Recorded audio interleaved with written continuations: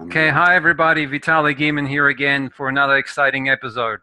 I have with me Bob Buckley, and he's a transformational business coach for creative introverts. Bob, what is the, I mean, I just gave you that title, but but what do you Thanks. think, what does that mean for you? And say hi and then explain to us why creative introverts? Well, thanks, Vitaly. It means a lot to me that you gave me that title. I Okay. feel honoured and privileged and somewhat teary about that, and I'm very grateful to be with you on this very fine day today. What does it mean? It basically means that I coach people who identify as being introverts, usually leaders, directors, company owners, people who tend to not speak out their truth or their voice openly to most people. So I guess that's why you gave me that title. Yeah. Hey, quick question. Are you an introvert? Would you class yourself as a creative introvert? Is that why attracting those kind of people? Yeah, I think I probably would identify with that label as far as labels are useful. Yeah. Yeah, I would identify with that label. I've always been a very creative creator, as it were. So I enjoy bringing things into the world, creating something from nothing. Hmm. Process of alchemy. And I spend a hell of a lot of time on my own, and I'm very happy about it. So I guess you would call me a creative introvert. Oh, beautiful, beautiful. Yeah. What Well, about you? Do you identify with that the label? title? No, I don't think so. I am creative, but I don't think I'm an introvert. I don't think I'm an introvert. I'm a kind of a border extrovert, but I'm not total extrovert. I'm right in between. Depending on the day, when you catch me in a good mood, I'm an extrovert. If I'm in the morning, early in the morning, I'm an introvert. So, You know, we have a word for that. what? It's called an ambivert. An ambivert. Yeah, Yeah, yeah. yeah. That, So in that case, those are the type of people who love being like the center of the party and life and soul of the party until one specific point where they just decide they have to leave, and then they just leave and don't tell anyone and go home. That's Uh, it. That's kind of yeah, yeah, yeah. I mean, I ran a that's what I television mean. show, and I ran it, and I loved it. I mean, it was thousands of people, and then one day I just said, I had enough of this. I don't want to be a limelight. I'm going in, and then Mm. for the next 10 years, I went in. So it'd be like, I don't know, is it an introvert, extrovert?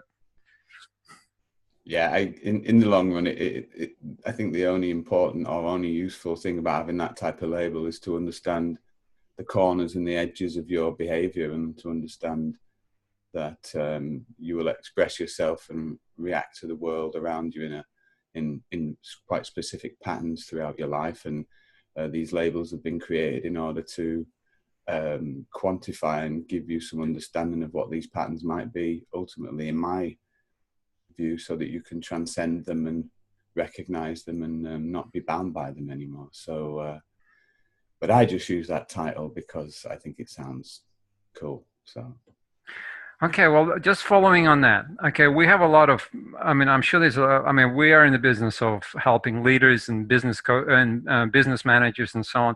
Since we touched on this topic, by the way, this is all improvised for your audience. We just decided we're just going to talk whatever comes mm, to our consciousness. What do you think? Like, there are a lot of managers there who probably like also struggle. I mean, they might be very introverted people, and then they have all these like maybe people they need to speak to, socialize at parties and so on. Like, what is the biggest advice do you think like you can give those introverted creative introverts to really succeed in what they in their role? They have an extroverted role in some respect, don't they? mm. Good question. Probably wouldn't give them any advice because I'm not. I think the most powerful thing about being a human, specifically an introverted human who spends more time in their own mind than in the real world, is that ultimately you know what is good for you and what's not good for you. You already know that.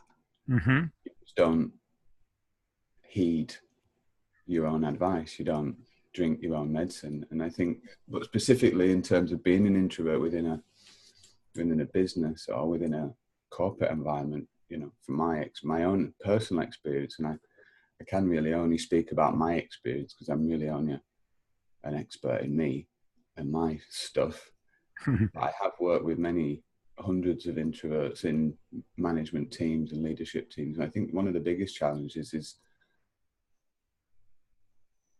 finding it difficult to trust people, and therefore not communicating with those people in a congruent and open and authentic way. Most of the time, if you relate it to being an introvert, what that often brings with it is that you need a lot of time to build trust to new people, to people that you've just started working with.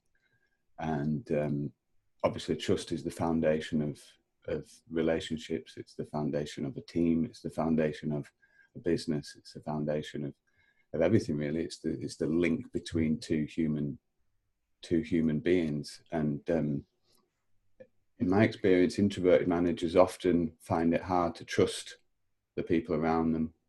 And therefore, when they communicate, they don't communicate openly, or they communicate too directly. Oftentimes, they have quite a sharp, direct, cold way of communicating with people. And in their own minds, I think in our own minds, I should say, there's no malice or any intention of harming or being rude or whatever. But I think that when you're an introvert, or when you relate to that, it's really just about getting the job done and about the task at hand, and about more factual navigation of the situation rather than thinking about the people. So I think building an awareness around that, building an awareness as an introvert that you have a tendency to communicate sharply and directly in a way that people sometimes perceive as being very cold, or maybe also having an awareness that because you take a long time to trust people, your relationships with your team might be damaged because of that. That's good point. Very good point. So just to summarize, trust is a big issue when you're an introvert. Actually, I know even myself, actually, yeah, I totally get that. And I do come out awkward, and then I do silly things and I regret. And I am sharp sometimes because I don't feel comfortable in my body sometimes in that role. So thank you. That's a really great distinction. Very good distinction.